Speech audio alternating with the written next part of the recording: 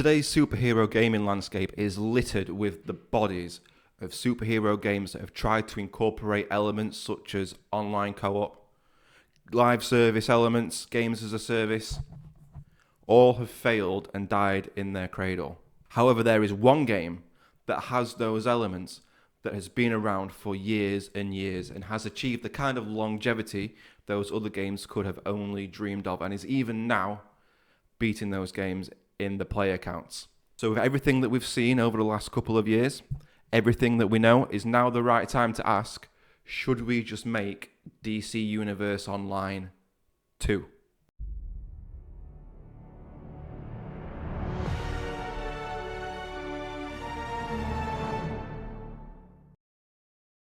So when we ask ourselves, should we be looking at making a sequel to DCUO, we need to check how the original DC Universe Online is faring today in 2024. So despite being, 13 years old at this point, the game is still alive and kicking. There's still new content being released for the games, the seasonal content that they have every year, and new episodes are still being released, with the latest one being Harley Quinn and Apocalypse Story. So Daybreak and the dev team have been consistent in providing fresh missions, seasonal events, and special promotions to help keep the game engaging for the dedicated players that it has. Now, obviously, I'm not going to pretend the game's population is booming. Like any game, the player base has seen a decline as the years go on. So what was once quite an active game now has a smaller but very loyal community around it. And as I say, that drop in numbers, that is just generally the life cycle of an MMO.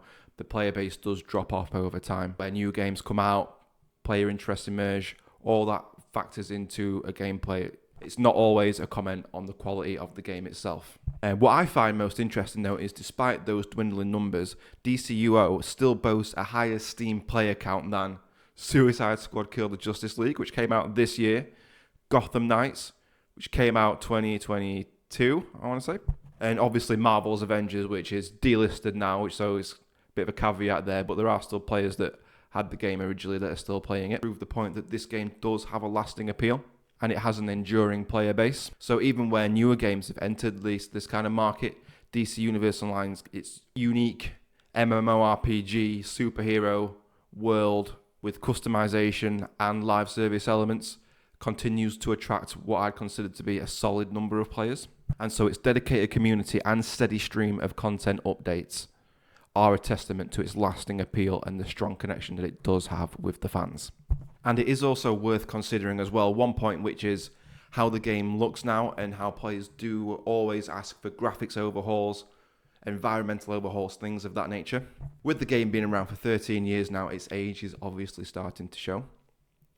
The game does look very dated in areas compared to current titles, especially when you consider the big city environments, the buildings, things of that nature, with the overall graphics, the environments, and the design elements reflecting the time that it was made, 2011. And it is apparent that the game would benefit from a significant visual and technical overhaul. And don't get me wrong, Daybreak have made attempts to improve the look of the game over the years. Many characters have had design upgrades and they look a lot better than they did. And there have recently been optimizations for the game as well for PS5, Xbox Series X. However, revamping the game on any meaningful level other than some reskins where you can is a monumental effort. It would require so much building and so much new code. You wouldn't be able to just press the enhance button like in the TV shows onto the buildings and make them look like a brand new game. You would have to delete that building and make a brand new one in order for that graphics overhaul to really stand up to today's games. So while developers can make incremental improvements, updating textures, refining models, and enhancing effects, there's a limit to how much you can enhance old assets before you hit this ceiling and you just have to do it again. With existing frameworks and existing development systems, they can only be pushed so far. And so to bring DCUO up to standard with more modern games, that would require just a monumental effort on behalf of the dev team. The team will need to rebuild many aspects from the ground up, integrate new game development technologies, and potentially rework some of the core gameplay systems. The process is very time consuming and very resource intensive. Which, given those challenges and given the desire from the player base to see these improvements, this is where the question pops up. Would it be more efficient to overhaul the current game or just invest in a brand new game? A new game, you're not only sidestepping the limitations of the old game, you're also able to explore a lot new creative possibilities. Now, I know what the main objection to creating a sequel to DCUO is, they haven't got the money, they haven't got the budget, they can't justify going to WB Games and asking for the type of budget you would need for this sort of game. But really, when you think about it, I mean, let's just appreciate how remarkable it is that DCUO is still up and running after 13 years. After I mentioned at the start, in the superhero game space, many games, I mean, look at Suicide Squad, it's barely lasted a year. And that game's already, people are talking about that game being shut down. Gotham Knights never got off the ground, never even implemented a lot of the game features that they clearly were going to when it comes to live service and game and continuous content. So in that space where games really are struggling and can't survive even a couple of years, and look at Marvel's Avengers got shut down after only a couple of years as well. DCUO's longevity is a significant achievement. I don't think you can just stick your nose up that. I think you have to respect the achievement that they've made by having the game go on for so long. And that just doesn't happen without maintaining a core player base, and then that just doesn't happen without constantly putting out quality content and having fun gameplay mechanics that keep people coming back. So I think when you're thinking about a pitch for DCUO 2 and trying to justify it, the numbers and the budget, imagine the potential of a sequel built on the legacy of the first DCUO. The new game could build on, capitalize on everything that went well in the first game, whilst addressing those limitations that I talked about before with the technology and game features, and provide more innovation. And so you can picture that it's not just about nostalgia for a game that people played years ago, or maintaining a brand, maintaining DC, or maintaining Daybreak. You can leverage a proven success story and create something that's even better and builds on the legacy of the first game. Following on from that, I do think the next kind of question you would ask yourself when you're looking at a DCUO 2 is what new features and what new gameplay could be implemented in a sequel. Now, a wish list of things I'd like to see in DCUO 2, that's a separate video.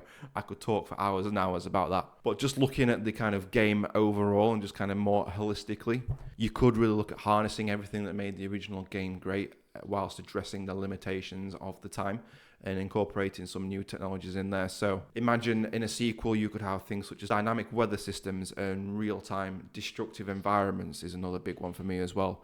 So Gotham City, we know the Gotham City in DCUO now, it's dark, it's gloomy.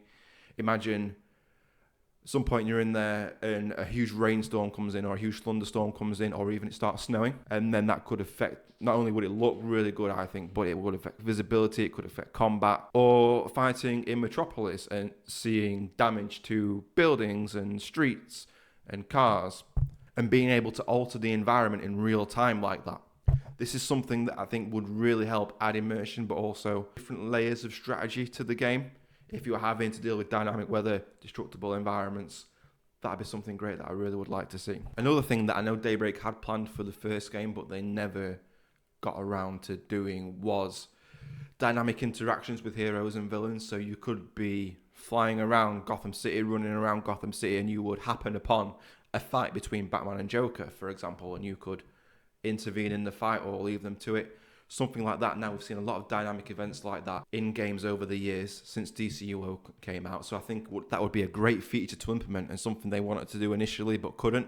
Having those dynamic interactions with the characters from DC, heroes and villains, and being able to interact with them or not. Another thing that DCUO is known for as well is the character customization and the character creation that's in that game, and a sequel could really take that to the next level. Modern technology allowing more detailed character designs. You can use your face if you like. People have done face scans in games to create a character. So you could have even more options for tailoring heroes and the villains with intricate designs, unique abilities, everything like that. And you could fully customize them to give a personal reflection on what you would like to see from a hero or a villain. The options really for customization are so much more advanced now than they were when DCUO originally came out. I would love to see the game harness that and use that in a sequel.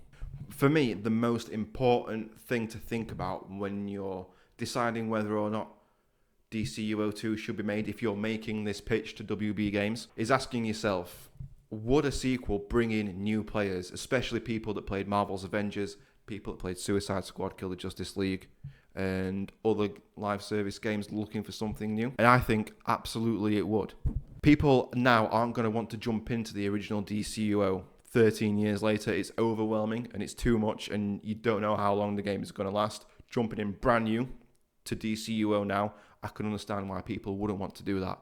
But having a sequel, having a fresh start would be a great jumping on point for a lot of new players, and you wouldn't have that fear of, oh, I'll never catch up, or I've missed things now and they've gone. But then also reward the loyal fans that have been with DCUO from the start and still play it now, people that have played the game on and on, and they could be looked after or honoured in many ways.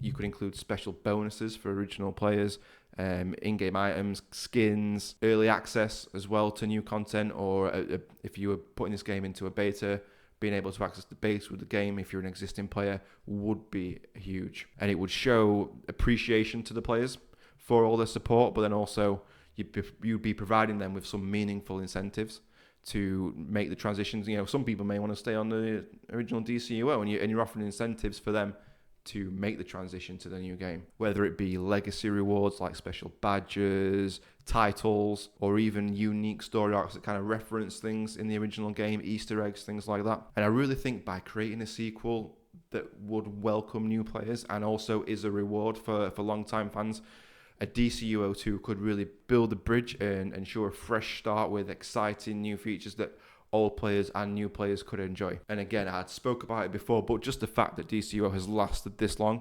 maintained an audience for this long, underscores the potential for an even greater success with a sequel. You could argue the longevity of the game just by itself is enough to justify a sequel. Much less successful games have had sequels than this. So I think putting the money in and getting the money from WB, trying to pitch for that, is not a bad idea. In fact, I think it's a good idea. But what do you think? Do you think DCUO2 would be a good idea? Would you like to see something different? Do you have your own ideas for what you'd like to see? Let me know in the comments down below. Thanks a lot for watching if you made it this far in the video. Please don't forget to like and subscribe, and I will catch you in the next one.